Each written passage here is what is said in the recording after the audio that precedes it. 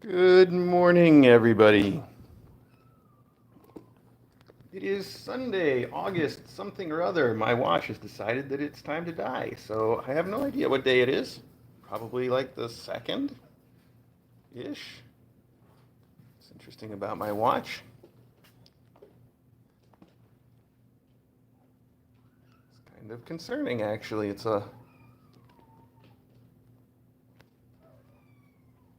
No, this watch. There's no legitimate reason that it should have a dead battery like at 2 hours after I get out of bed and take it off the charger. Yet here we are. And this has been happening to me repeatedly, so that's neither here nor there. I'm off the subject of the cute little kittens, which is what we're really here for. I'll figure out my watch afterwards. For crying out loud. Everybody was over here playing. Everybody was over here checking out the fence and the open door and having a good time and climbing on the roof of the cat tree and climbing all over my shoulders. And of course, the minute I start doing the close up, they've all decided to move on to other pursuits, which is fine too. I'm sitting here in the main room with the sliding door to the kitchen open, and only Maggie has been put away. All the rest of the faculty is out there somewhere. And in fact, Ari, Ari and Eddie have come by to say hello or to at least look at what's going on. Bebop did not see them, but the kittens did. I've got a picture somewhere of Eddie actually touching noses with Bebop through the gate. Not Bebop, through Bessie. Oh my gosh. Everybody, I should have had more coffee before I started this. I started it because the kittens were being so cute over here, and now, like I said, they've gone everywhere else. Also, we don't have to wonder how the fountain gets unplugged. There we go. There's a good chance for me to mention the fact that we do manage our cables here, the ones that are, mains voltage, we cover up with a plastic covering that no kitten has ever gotten through or probably ever will. And the ones that are 5 volts, we don't care about if the kitten chews them up or not. That's the fountain cord there. It doesn't have anything over it because it's just a little 5-volt USB thing, and it's fine. So I don't worry about them playing with it. The worst that's going to happen is they're going to wreck the fountain. No big deal. Now, I was interrupting myself. I was talking about something that had nothing to do with my watch or the fact that it's dead, I know. But now I've lost the thread. That's okay. Let's talk about the kittens. Oh, I was going to explain what we're doing over here. So my goal was to maybe have some better introductions between Bebop and the faculty. So far, there hasn't been anything going on, and that's probably good. We've got the door open. She can see there's no threats out there. That's a nice way to start. I was also talking just a minute ago on the regular Kitten Academy live stream. I know I don't talk on there very often, so it's easy to miss when I do. I was talking about how we have been introducing custard to the faculty. Yesterday I had some very successful custard time by letting Custard out of his room and giving treats to him and to the faculty together at the same time, lots and lots of treats, so that they are eating treats together and having a good time, and it's just a good experience and nobody gets angry. And it went great, actually, because it even got to the point where Loganberry was grooming Custard in between eating treats, and Custard was putting up with it just fine, and nobody got angry. Now, of course, as soon as I was done giving treats, the thing you really want to avoid when you're doing that kind of introduction is letting it get to a bad point. I think the mistake that some people will make, and even DJ, I think, sometimes does this, is you're having such a good time and you really want the kittens to get along, so you keep them together until something goes bad and then you separate them. That's definitely not the right way to do it, because if you let something go bad, of course, that's what they remember. Even if you had an hour together with good treats, if it ends in a big fight, that's negative progress in the end. So you want to make sure that you give them the good experience, you give them the treats, they're together, nobody's fighting, and then you put Custard away again while they're still happy and nobody's fought yet. So that's the way to do it. That's exactly what I accomplished yesterday. It went fantastically. Everybody had treats together. Everybody was happy. Custard got grooming from Loganberry, and then Custard went back in his room. So I brought all that up to say that is not how we are going to introduce Bebop, and I don't really know what to do for her because she's not super responsive to toys. The alternative would be, if I had everybody, all the faculty and Bebop chase a toy together, that usually works out really well too. But she's not super consistently responsive to toys, so that's not going to just be the best choice. And then of course I can't use treats, and you all know why. Because she is crazy possessive and just anxious about food all the time, and I think that it would just immediately put us into a bad condition, and it would be very counterproductive. So it leaves me with no good known method. If I can't use treats and I can't use toys, I think all I can do is try to have slow introductions, at a safe distance, and cross my fingers and hope for the best. So that's what I'm hoping for. I have a kitten on my head. Will this last long enough? Is that I can't see because it's over my glasses. I assume that's retro, and I assume she's about to dig her claws into my head to make a jump off.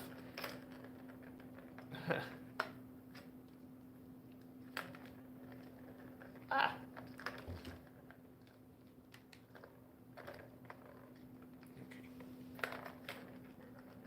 Yes, it was retro. Hi, retro.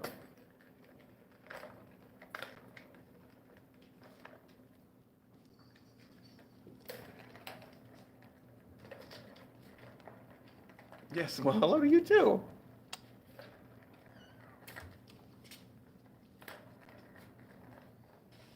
Oh yeah, so if the last time you watched me on the close-up I was talking about sharing barbecue with Bebop, I did do that, and it was exactly like you would expect. She was crazy wild for it.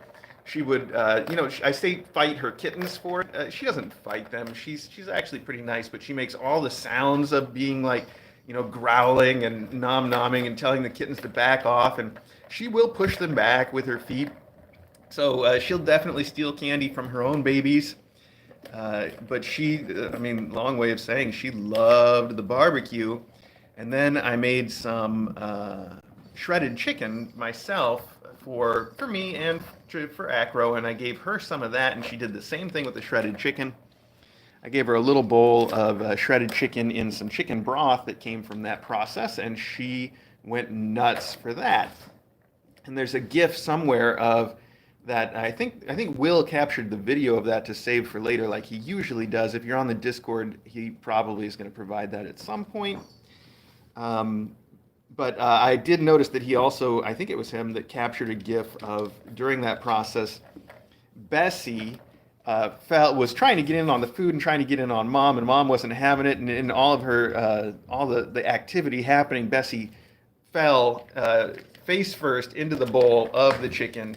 And it wasn't a big disaster, but it was a little funny. I don't mind laughing at Bessie once in a while. It's not like, if you, I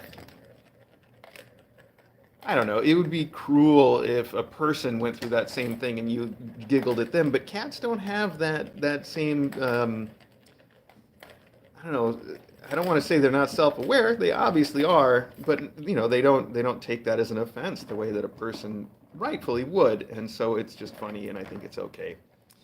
And Bessie was not hurt by the fact that I thought it was funny and laughed, and she wasn't hurt by the fact that she fell in the bowl, and everything was fine. So she is, you have to admit, she's just adorable and silly, and I think if you don't chuckle at her once in a while, I don't know, that probably says more about you than anything.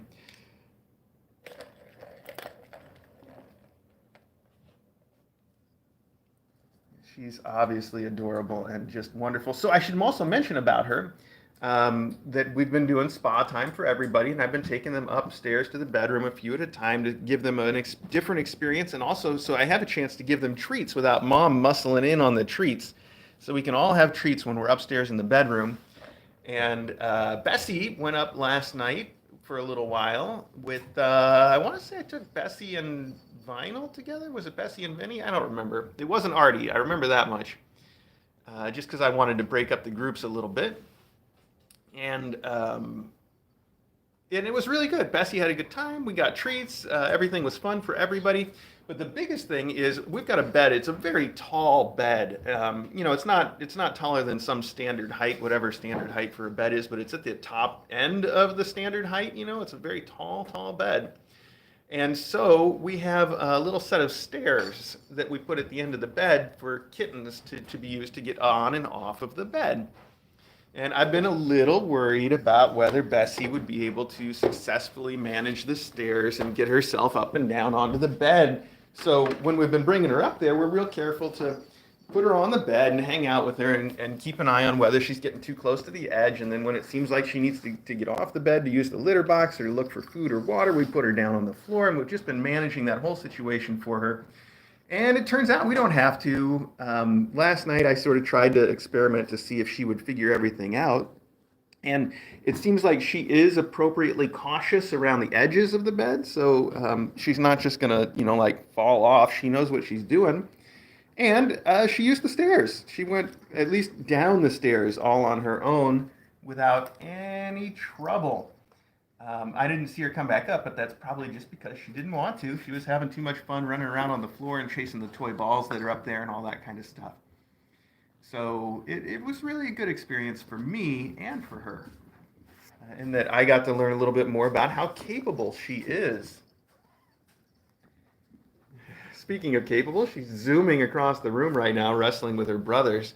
That was another thing she did a lot of last night. She was, whoever it was, she was up there with, and I honestly can't remember if it was Vinyl or Vinny, but she was chasing them around the room as much as they were chasing her. It was just a good time.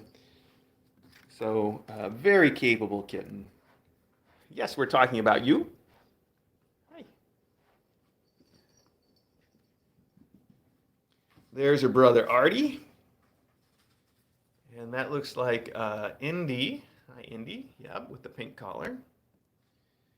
You'll notice that Artie and Bessie still don't have any collars, and they might not get any just because it's so easy to identify them without the collars that, I feel like we're pretty set on that. So that's fine. The important thing, of course, as I've said before, about the whole purpose of the collars is to make it easy to tell who's who on the stream, and I think it is. So we're set. Here's Artie and Indy wrestling inside the cannon. The camera has to adjust for how dim it is in there, and that's why everything looked a little spacey, or at least it does on this end. Okay, now I need to be concerned that Bibu is going over by the gate, so I'm going to move over there with her. And if anybody comes by, I might have to cut the stream off a little early. I don't see any faculty anywhere in eyesight, though, so that's good news. And Bibu doesn't, she goes out when I put the faculty away, she goes out and walks around and explores and has a fine time. So I don't think she's going to be too nervous about the fact that the gate's here and the door's open, because she's fine with that. The whole test comes when there's some faculty to see. That's when things are going to be interesting.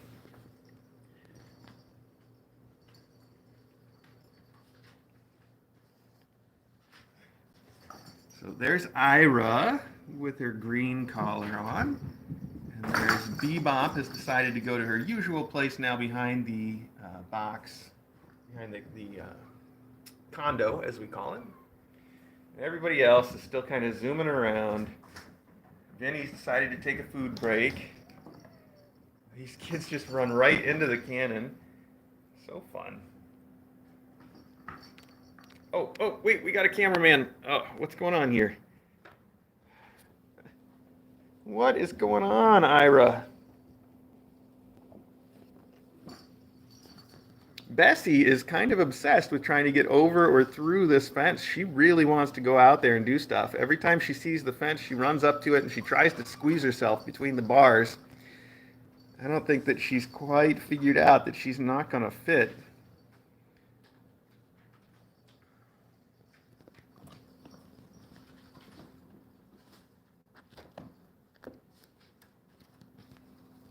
So I should talk about the one other piece of news that I know folks are interested in. I mentioned the other day that I talked to the Danbury Animal Welfare Society. That's the group that gets us all of our kittens, and mom cats, I should say. And I told them we were ready for another mom cat. And they said, that's great because there's plenty out there. They had one in mind for us immediately. But as I predicted, that one went into labor already and had its kittens and has been redirected to a foster local to that cat. I didn't ask. I never ask anything about where they're from or what their circumstances are. But I assume, just like most of the other mom cats that have come through, that they were someplace south of here, and and like I said, they've been moved to a foster that's local to them. Because we don't want to transfer newborn kittens. We wouldn't ask anybody to do that. So they already had a backup option though for us, which is now the plan. And we're just going to see if the same thing happens again, or if she will hold out long enough to be transported to us, which is supposed to. The transport for the new mom cat is supposed to happen on the 8th. And Dawes was saying that they would like to hang on to her long enough to have her see a vet at their in shelter clinic. Yeah, that's the right way to say it. They have their own clinic at the shelter, which is fantastic. And they have volunteer doctors that come in there a couple times a week, I think. So it's not, it's not a clinic that runs all the time. But it's a great resource for them, and it's wonderful of those doctors to give their time. Dr. Katz is not, I should mention, because I know people will ask, not one of the doctors that does that. But she's too distant from Dawes. She does do plenty of work for the shelters that are closer to where she's at, such as Tails, which is where we got Brooke and Pebble, if you remember. So. Neither here nor there. My point was that, the mom cat probably will come in on the 8th, even if it's not that one, whichever one it is, probably will come in on the 8th transport, and then Dawes want to hang on to them and give them an ultrasound on Monday or Tuesday so that they can be sure that they're pregnant before they hand them over to us, which is fine if that's the way it's going to go. Not a big deal, but my point is, if you were looking for the next mom cat to arrive, I would expect it after the 8th. Probably shortly after the 8th, so that's the plan. What else can I tell you? I should mention, I know I waited 18 minutes and it's just too late now. I should have mentioned this right up front. We are getting some emails from people that are like, how's Acro? I haven't seen him lately. Is he okay? Yes, I think you guys should all assume the old motto of no news is good news. I don't want to be bringing him up all the time just to tell you that everything's the same when the same is, he's working through the recovery from his stroke as far as we know. And we are still working down, trying to get second opinions. The vet sent his tissue sample to a different lab. There was a big struggle there. We're still not especially thrilled with the hospital that we took him to, and probably wouldn't recommend using them in the future. We certainly won't. But that's all just a bunch of the same. That's Acro is slowly recovering, just like we would expect, and we are continuing to try to pursue any options for improving that recovery. And that's it. That's all there is to say. So yeah. I guess for some of you this may be news. I see Shiva Mordhouse asking, yeah. So there's a tiny amount of uncertainty, but not much left in our diagnosis of him and what we think happened. I'll be brief. What we think happened is that his thyroid condition, which was something that we've been treating for a long time, took a turn for the worse, and because of that, he had a stroke. And we've changed his thyroid medication now to make sure that that's not going to happen again, and that we've got his thyroid under control. But it takes a long time to recover from that, and that is exactly what he's doing. On top of that, and I don't understand for sure if it's related or if it's just something that came up at the same time, Right now, we've got for him a diagnosis of IBD that is making it a little hard for us to get some weight on him. And so we're working real hard on that too and doing all the treatments for it. And so he's got both of those things going on. And that's really the whole story. Now you know. I don't want to dwell on it. He is he's always been a very strong cat, and I feel pretty positive about him doing well, and that's what we're working on. So just to summarize, though, my whole point about that was I don't want to keep talking about it, especially when it is kind of sad stuff. Again, with our no sads policy, our point is never to hide that stuff from you guys. That we're never going to do that. I'm going to tell you if something's going on. I'm going to let you know what's happening. That's not what no sads is about, but it is about not dwelling on it and trying to sort of keep the most positive as we can given whatever circumstances, and that's all important. But honesty first, just being direct and honest about it. So that is the situation with him. And in the vein of the no sads policy and in, being honest about everything, just assume no news is good news. As long as I'm not talking about him, he's holding steady. And that's about all there is to say. So there you have it. All right, that was a lot of talk about Acro, all to say about how much I don't want to talk about him. It doesn't sound good when I say it like I don't want to talk about him. That's not what I'm saying. I'm just saying that it doesn't need to be the topic here. All right.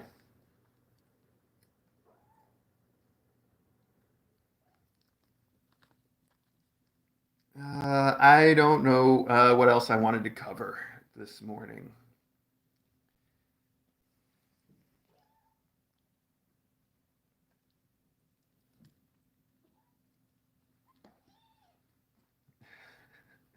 All these kittens, you kittens, they're just so active.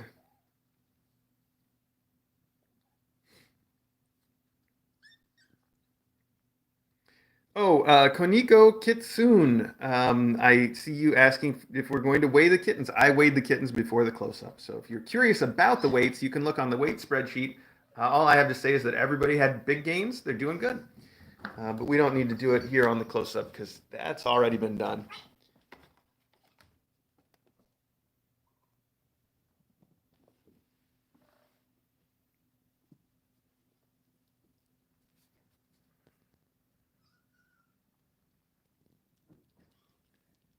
Bessie and Bebop eating together.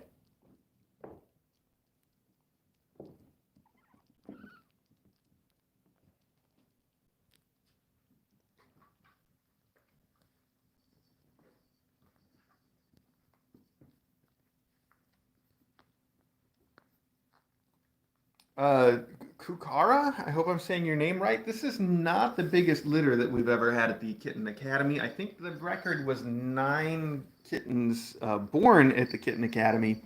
And I think the record overall is the class that was Maggie's class. The trees brought in 14 kittens, some of them a little older, all at once. They basically, the way the story was told to us about Maggie and her class was that there was a farmer that had a bunch of barn cats and they were clearing them out to try to get everything under control.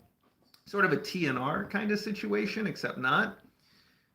So that's where we got Maggie and all of her family together into the academy, and there was 14, like I said. I think that was right. Those seem like the right numbers. So seven's not a record, but it's definitely on the high end.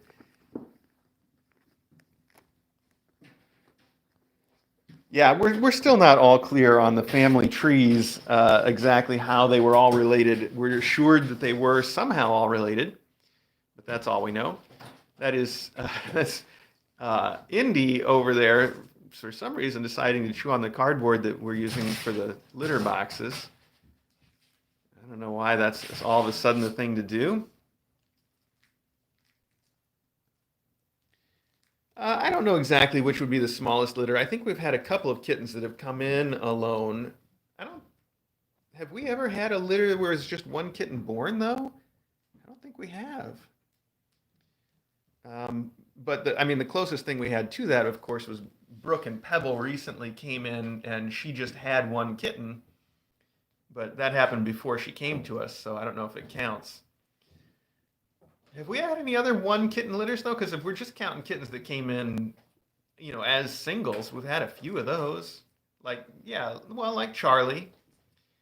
That's true. Charlie's story is a little more complicated. Than I'm not going to go into the whole thing, but he came in as a single. So did Gracie, for that matter. Gracie being the kitten that was part of a giant rescue effort, actually, where they rescued. Gosh, I want to get it wrong, but I want to say that they rescued something like 70 cats and kittens, all from the same place. And I think Gracie was part of that, but at least was rescued by the same people at the same time. And one of those people, of course, is Catman Chris of Coal and Marmalade. And so he brought in Gracie. Yeah, Kazoo is another example of a single kitten that came into us. Kazoo, if I remember the story right, was found behind a Subway shop in Florida. Am I confusing two kittens with there? Is that two different kittens? One that was in Florida and one that was in the Subway? That's the Subway sandwich shop, by the way, not the one with the trains. The one with the sandwiches. Cooper, yes. Oh, I think I did confuse Kazoo and Cooper, didn't I? Kazoo was from Florida and Cooper was the Subway sandwich kitten. No? Yes. You know what? I don't remember. This is why when we do KA-Con and they do the KA-Con trivia and DJ's like, oh, we shouldn't play the trivia because it's not fair. I'm like, no, it's fair. We'd never win. In fact, this year at KA-Con, they did trivia instead of Jeopardy, and I think that's because we did KA-Con virtual this year, and the trivia is an easier way to manage that. Jeopardy's a little hard to do virtually. Anyway, they did trivia this year. It was great. The trivia was fantastic. I can't say enough good stuff about everybody involved in arranging and managing KA-Con and how wonderful it was. And DJ played along. Everybody got to play along with the trivia at home. DJ played, and nobody even really thinks that she played because she didn't even place in the top 10 scores that you see. Except for just for like a couple questions at the beginning of the last round, she was in the top 10 and then she fell out.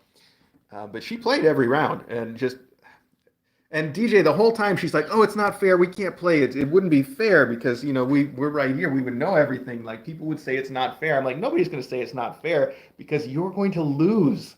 That's fair.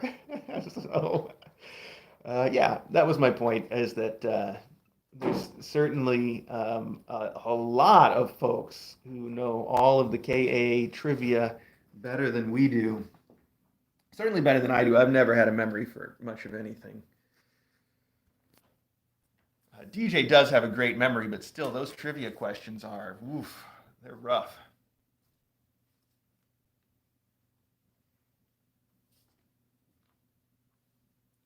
Well, I think we've gone long enough, folks.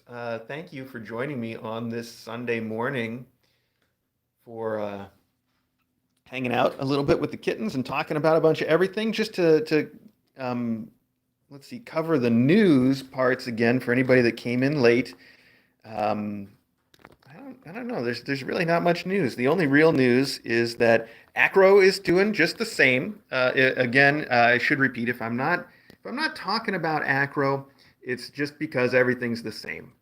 So no news is good news, and Acro is, recovering slowly, just like we would expect. Then the other news is we're expecting a new mom cat to come shortly after the 8th. None of that's never set in stone until it happens, but that's the expectation right now. And I think that was the only important stuff, actually. Really? Gosh! Wow! I just saw Paola. Oh, wow! I'm going to try to say your name just for fun. Paola Quezada. Paola Quezada. Okay, I tried. That's as good as it gets. You were just asking a funny question about how much food they ate, but that reminded me of the one piece of news that I didn't share with anybody yet, which is we got the blood results back for Bebop. yesterday, and they were perfectly good, perfectly healthy. Blood work, all of her numbers are in the normal range. Nothing the slightest bit unusual about her as far as we can tell. So that leaves us with the question of, how does she eat so much and stay so skinny? And the answer is we don't know, but we're going to continue to investigate. And the next step for that is we're bringing her in on, I want to say it's on Tuesday. We're going to bring her in and get a little x-ray and see how things physically look inside and see if any of that's going on. So that is the story for her. But the good news, I think it is good news, is that her blood work says that she is very healthy. And she seems very healthy. She just all around a healthy cat. It's just this. I can't believe she can eat so much and stay so skinny. So I think it could be still just that she nurses 7 kittens and her metabolism could be just wild trying to make milk, especially now that these kids are older. They don't need to be nursing, and I'm sure they can drink a ton. So there's a part of me that wants to put the secret agent suit on her to get them to stop nursing and see what happens. And that actually might, I'm going to bring that up to the vet and see if what she thinks about that is a thing. I think they are ready to stop nursing anyway. It'd probably be good all around to get them truly weaned. So we'll see about that. But right now, the good news is she's, as far as every test we've been able to do so far, she's perfectly healthy. So it's good. We're going to keep trying just to make sure that we're not going to miss anything. Okay, that is it now for real. And thank you guys one more time for tuning in, hanging out with me and the kittens a little bit on this Sunday morning. I do appreciate it. I'm going to go get some more coffee. And if you want to keep watching these kittens, you know what to do. You just tune into the Kitten Academy live stream right here on YouTube. Some of you might be tuned into it right now listening to me because I'm in the room. So you could be hearing me either way. So there you go. I will see all of you with another close-up tomorrow.